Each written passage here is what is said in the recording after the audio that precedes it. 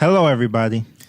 Welcome to the FATE podcast. Where we talk about film, anime, television, and other forms of entertainment.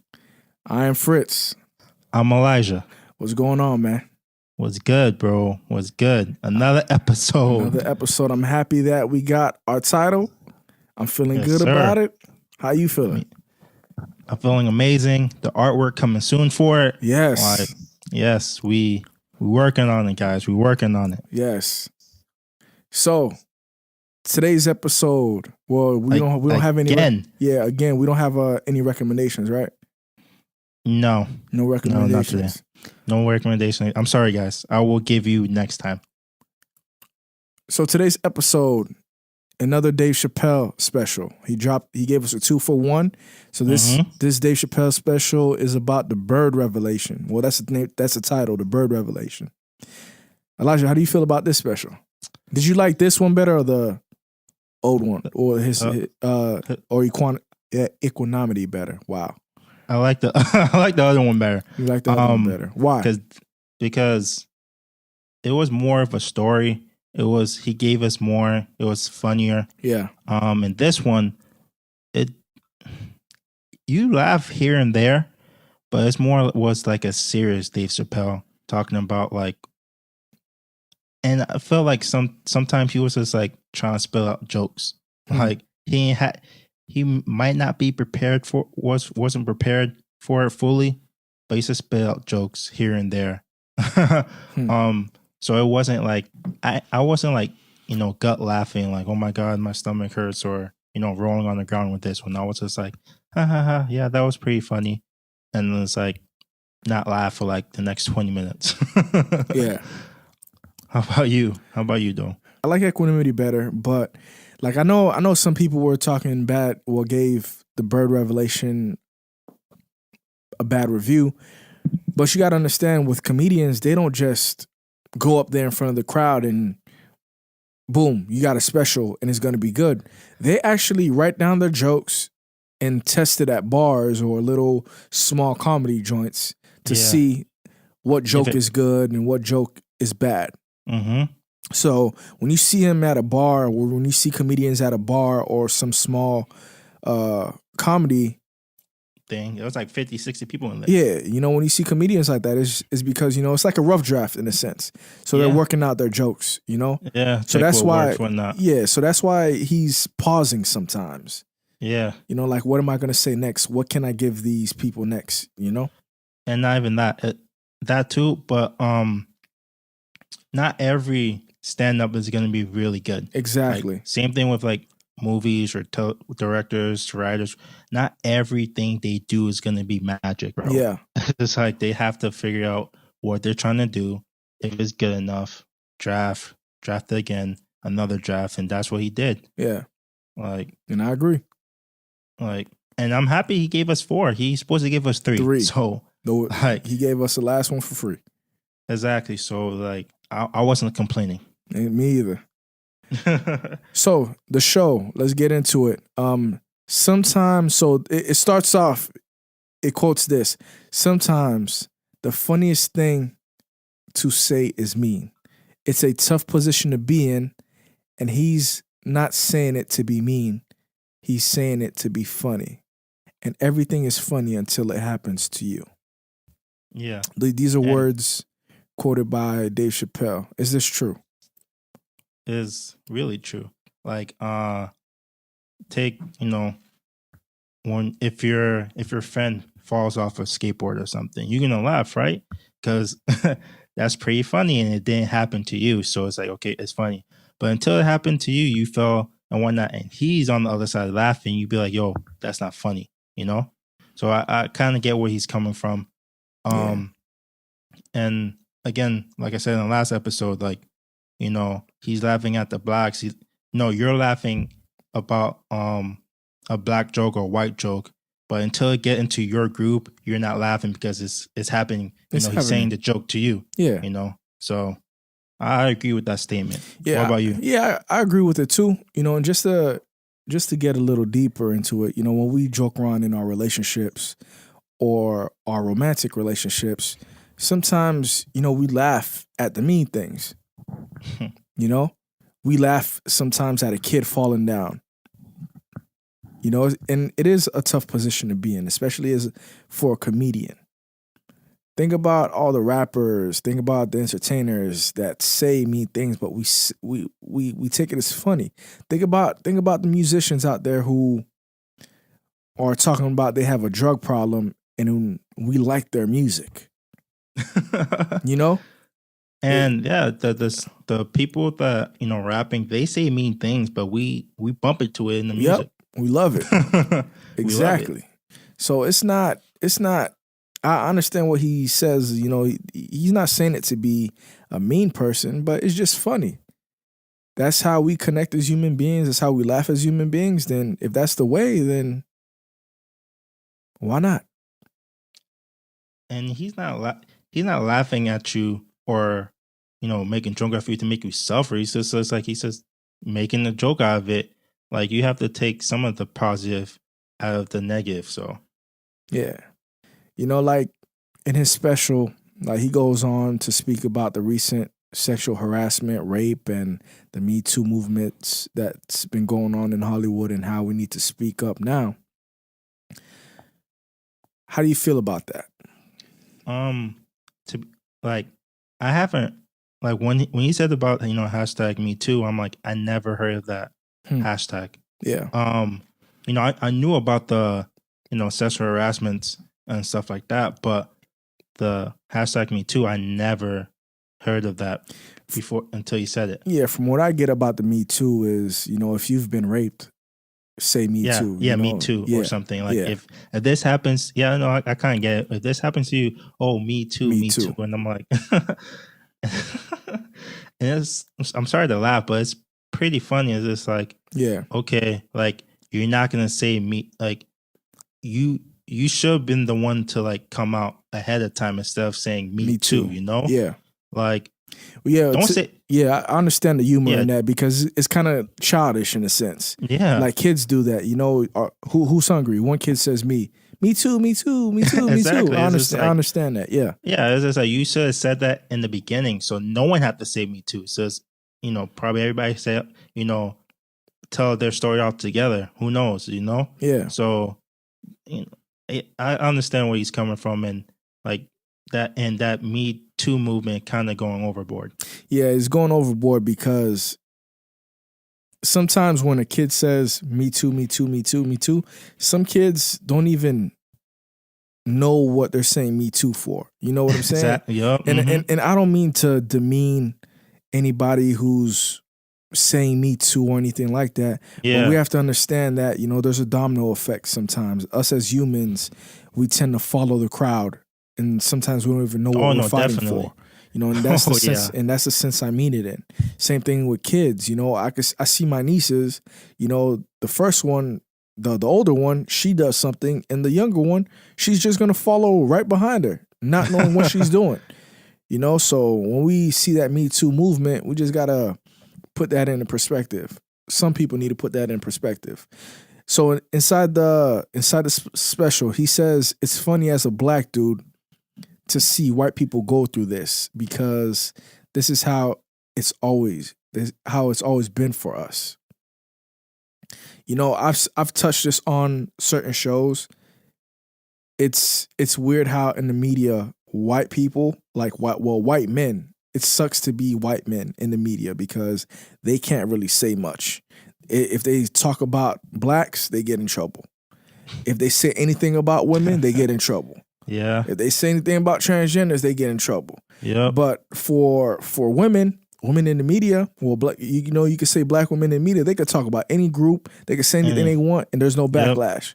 Yep. Like, it's pretty biased right there. Yeah. So when he was in the special talking to that white guy, he's like, it must suck being a white guy right now, right? So I understand that. How did you feel about that? To be honest, that kind of went over my head. Yeah. Because like I said, he was kind of being serious at the moment, and then to be honest, I wanted to laugh. Yeah.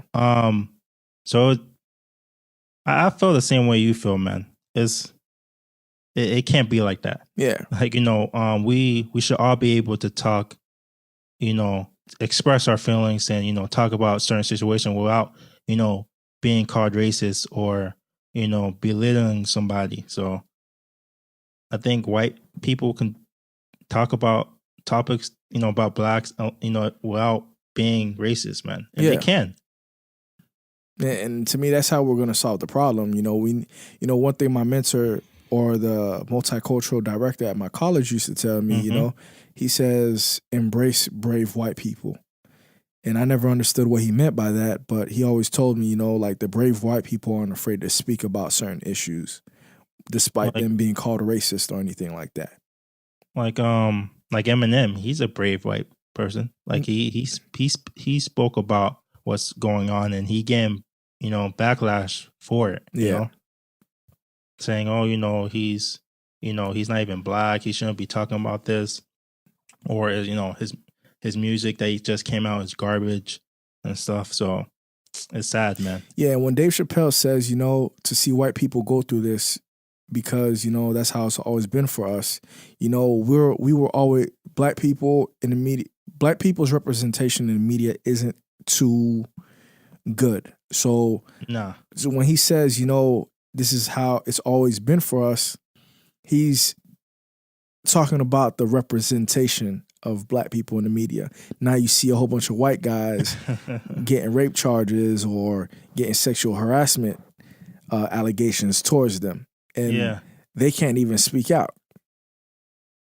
So that's what he kind of means in my interpretation of this is how it's always been for us. But he says something unique. If people keep going after individuals, the system is going to stay intact. And you have to have men on your side. And I'm telling you right now, you're going to have a lot of imperfect allies. Should women have men on their sides? And how do you feel about that statement? Especially to take down, especially, like if we're complaining about the system. No, you need men on your side because at the end of the day, they hold all the power. But, the women do get hurt more than men. No, yeah, absolutely. Because, like, they keep on fighting for some reason.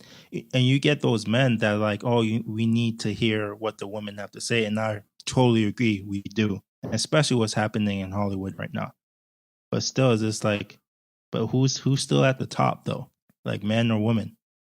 Like, yeah. So, and you have to understand, like, the men want the help as well. Like, just because a few, not even a few, there's a lot, but like a group of men don't really care about women, that doesn't mean the whole group of men don't care about women. Like, they want to help, and they want to stop this from happening. And so you need them to be on your side to talk to those other men and tell them, yo, you need to calm down. You need to get out of here. You need to be fired, Yeah.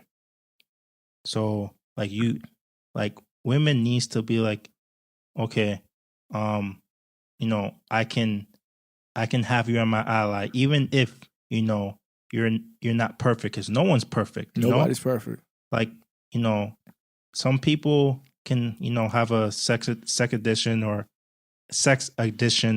and or other things like that, but they can recover and want to help women, but women be like, oh no, you did this in the past, so you can't help me. Yeah, you're outcasted.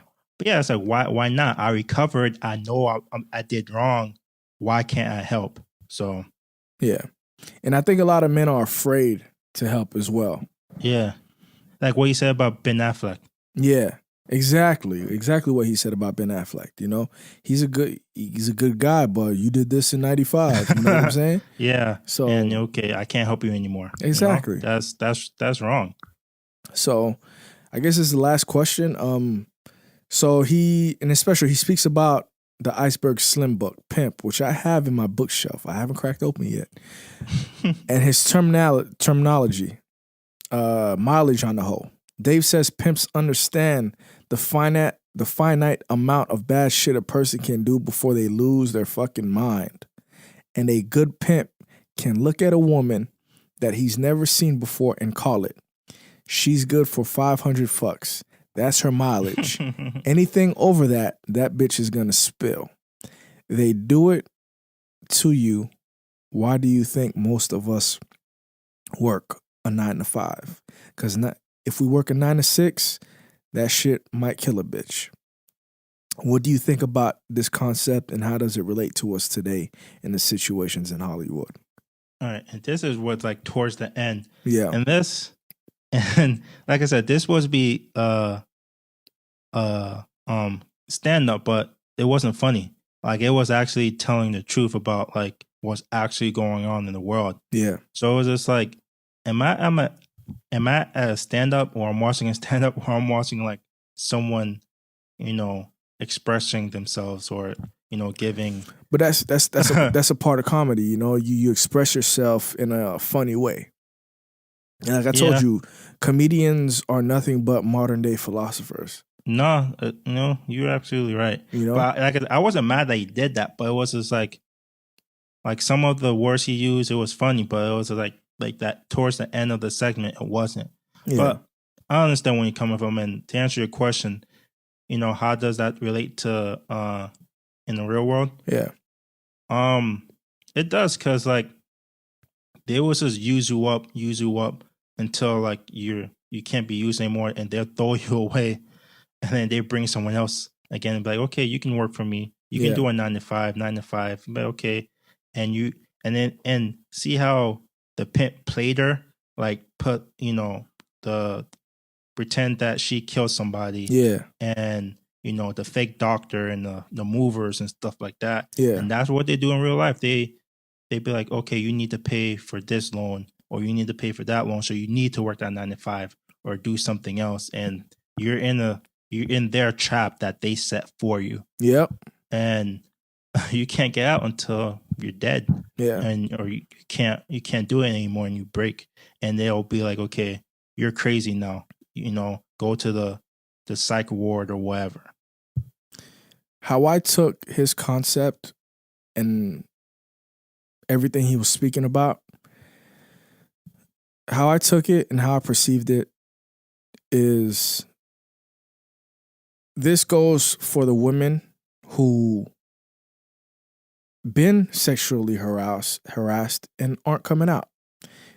You're going to have women out there, or people out there, that go through sexual harassment and they never speak about it a day in their lives. But you have other individuals out there who will go through sexual harassment, hold it in, but can't take it anymore. It's that finite thing he's talking about. They can't take it anymore, so they break under pressure. Yeah. And then that's when they spill. Every human being has their limitations. No, and I think definitely. that's what he meant by it. That's what I think he meant by it. Or the pimp, or whatever. Everybody's getting pimped in this world. Everybody. No, they are. And that's how I feel. To touch on like a point you said, should women come forth when it happens to them? Like, you have to do it right away. And the only reason why I say that is because I don't like the idea that you wait 10 years, you come out to the public and say that, yes, you come out and that's a great thing. But the fact that you waited so long, it in a sense, it discredits the story. Yeah. It's he says, she says that at that point, And you don't want to wait that long. That's what I'm saying. You don't want to wait that long. I've had a conversation with a past co-host, and she's a Kia. All right, I had a past conversation with a past co-host, and she said, like, it sucks for me as a man that I can't speak about this topic because I'm not a woman. I don't agree with that. Yeah, exactly. But she said, these women have to be careful about the situations that they put themselves into as well. And I agree with that. To me, I'm not going to drink around people that I don't know.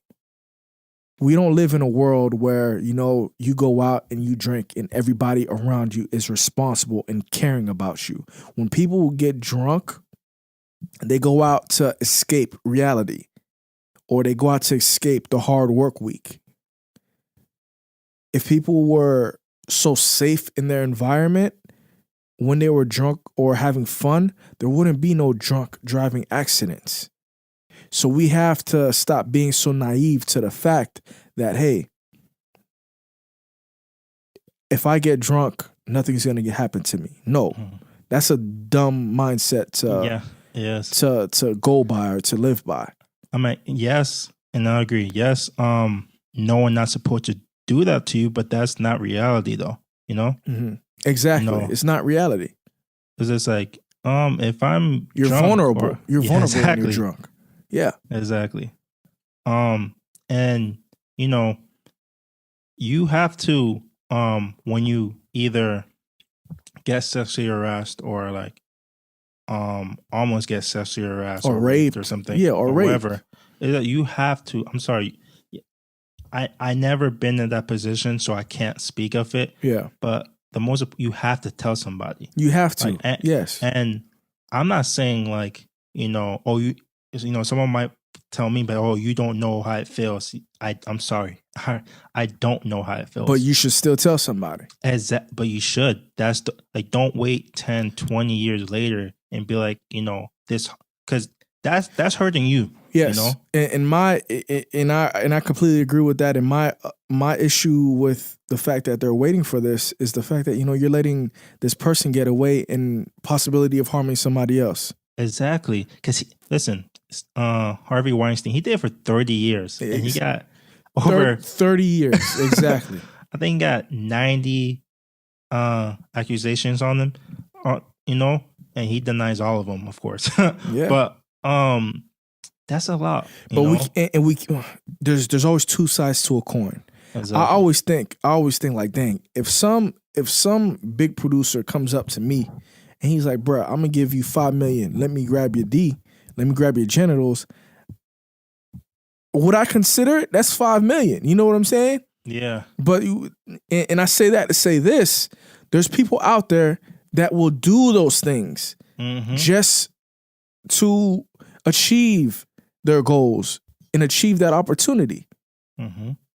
So we can't just exclude everything and just say, oh, nah, like this is completely bad. Those people who are put in those situations, you have to have the integrity to walk away from that opportunity that you always wanted as well. Because what matters most, your self-dignity or that career that you always wanted. Exactly. And Dave Chappelle pointed out in the beginning, he said, I knew Harvey Weinstein had to do this because he was an ugly guy. And he was like, but if it was Brad Pitt, the girl would be like, I have the part now. And, I was laughing about that. Yeah. Because, but who wouldn't do it with Brad Pitt? He didn't sexual harass me. Like, it's, you just picking sides right there. Like, okay, it's not harassment when Brad Pitt does it, but it's harassment when Harvey Weinstein does it. Yeah. And I completely agree with that. That's a fair statement. Like, and also to bring up, like, you can say no, you can walk away, but and I'm not saying this for all the women. Some of the women is just like they knew what they were doing. They was like, okay, I just need the part, I need the money. Yep. And then when all this stuff come out, probably most of them was just like, oh, I should never have done that, so I'm gonna they regret. Yeah. So, and that's what Dave Chappelle is speaking about, and he's not sticking up for anybody. He's just making you guys aware of what's happening right now. Yeah. And that's it. It kind of sucks that I was telling my past co-host this. I'm like, women like her need to speak up and tell that side, to tell other women, hey, don't wait, because like if that's something like that happened to my daughter, I wouldn't want her to wait. No. Like, if it happened to my daughter, I'm gonna be pissed. But at the same time, I'm gonna be like, yo, why the hell did you wait that long? In my head, I'll be saying that. Yeah. Like, why the hell did you wait that long? And yes, there's be a lot of fear, but you have to. You have to overcome that fear. Though. You have to. Like, listen, and I'm gonna say this multiple times. Like, I never was in that position and whatnot. I'm not gonna tell you how it feels, But to correct it, I know you have to speak up. Yes. That's the only way. Like, you have to speak up about it. Don't wait. The sooner you do it, the better. Yes. And the sooner you do it, the sooner he could get locked up. Yeah. You know, and the other lives you saved that person could also jeopardized. Exactly, because Harvey Weinstein, he's not locked up. I don't think. He says, that trial gonna be for a long time, bro. Yeah. He ain't gonna be locked up for the longest, bro. But if you would came out when he said it, he probably could be locked up right then and there. So I don't know, bro. Yeah, and I have nothing else to say to that. No, bro. I just wish people understand. There's some people in this world that it's not only women. There's men out there, who are put in these situations, and they will do it for the money and to better their life quality. And I also say this too: if I'm put in that situation, to me, I don't know what I'd do. Sometimes I'm like, damn, bro, I probably do it for the money. You know what I'm saying? But and other times, would I regret it? Yeah, but at the same time, I live with it. Yeah, and that's why I respect Dave Chappelle, because this dude walked away from $50 million because he knew what they were doing. You feel me? You know what? That's funny. The fact that you said that. What if they were doing that to him? He walked away. And that shows his integrity. That shows like, yo, I'm not, just because you give me $50 million, I'm not going to do whatever you want me to do. Yeah. You feel me? Like, and he said it. He said, I think he said like, okay, the industry wants to hand you a check of $15 million, right? Mm-hmm. And then they slap their penis on it and they still want you to take that check. That's what he said. In one of his interviews, in the studio or whatever. Yeah. In the studio with some psychologist doctor. He did say his father always told him to name your price, and if they go above that price, walk off. Yeah. That's the advice Dave Chappelle's father gave to him. And he said that's one of the reasons why he left and went to Africa, is because the price that they were naming was too high. And then he said no. And then he walked off. So we don't know what was going on behind the scenes with Dave Chappelle. Yeah, because he doesn't want to, he ain't want to talk about it that much. He doesn't want to throw anybody under the bus or nothing. No, he doesn't. But when you walk away from that type of money, they're going to be like, okay, you're crazy. Oh, he went to Africa. When he walked away, people thought, oh, Dave Chappelle went crazy. He went to Africa. They were spitting bad stuff about him, bro. It makes sense. And you know what? Maybe that's his secret, and maybe that's why he brought up the Iceberg Slim book. This is a good point. He said there's a finite amount of bad shit that a person can do before they lose their fucking mind, and maybe he lost his fucking mind because of so much things that were going on within the time of the Dave Chappelle show. We just don't know. But he did say, that would be his secret between him and the audience. No, he did. And he's saying what happened to him indirectly. Well, exactly. He's saying indirectly in his jokes. You just have to dissect it, analyze it, understand it, bro. And I understand it, bro. I understand where you're coming from. Yeah. I don't care, bro. I'm not doing what you tell me to do for no amount of money, dog. I'm sorry. $100 million in your face, cash. I only will sacrifice my life for the Lord. That's it, bro. I'm done. I'm done, bro. I feel you, but $100 million cash though. I'm done. What's that gonna do for me? I mean, yeah, okay, I'm gonna have a good life, but yeah, I'm talking about you can feed generations with that.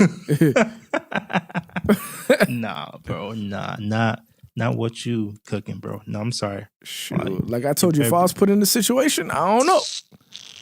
I'm letting you know. Bro. I'm letting the audience know. If I'm put in that situation, if Fritz ends up a millionaire overnight, y'all know why. Nah, bro. Yeah, bro, I only do that. Listen, I only might consider it if it was a female. But if it was like a male, hell to the hell no. What about transgender? Hell. Listen, bro. We can probably bring that topic up one, and we can talk about it fully. But no, absolutely, I only do females, bro. That's it. And no, not only females. I only do my fiance, my baby, my future. That's it, bro. That's it. Oh, Anyway, man. see, if I take a deal, I'll be gone. She come kill me, drag me. That's why you don't tell her. Yeah. Okay. Where you get all this money from? First invested in Bitcoin. Oh man. Nah, bro. Oh man. Damn. But Dave Chappelle though, bro. Yeah, man. You got anything else to say? Nah, bro. Watch the special. It's really good. Yes. You know, don't get offended or anything like that. It's all fun and games, and he's just there to entertain. Yes, equanimity. Have that. Calmness bro. of the mind. Have it. That's a new word I'm gonna use now, bro. Yes. Follow the podcast. Just type in the Wasted Intelligence and you'll find us. If you type in Fate Podcast, you maybe find us on YouTube, but just type in the Wasted Intelligence because the Wasted Intelligence is an umbrella for multiple podcasts, and that's what we're promoting on this show as well. But this is the FATE podcast. Peace. And peace. See you when? Tomorrow. Maybe tomorrow, maybe next week. Catch us, just subscribe and you'll catch us. Yeah. All right. Peace. Oh, and comment on anything we have to say. If you agree, disagree about things, just comment on it. Let us know. Let us know. Hit the DM. Give us feedback, bro. Exactly. Hit the DM. Hit the email. TheWastedIntel@gmail.com. And listen, we will put you on the show if you want to talk about things, bro. Yes. Just letting you guys know. We will put you on the show. If y'all really want to talk and stop talking in the comments, we will put you on the show. Let us know. Peace. Peace.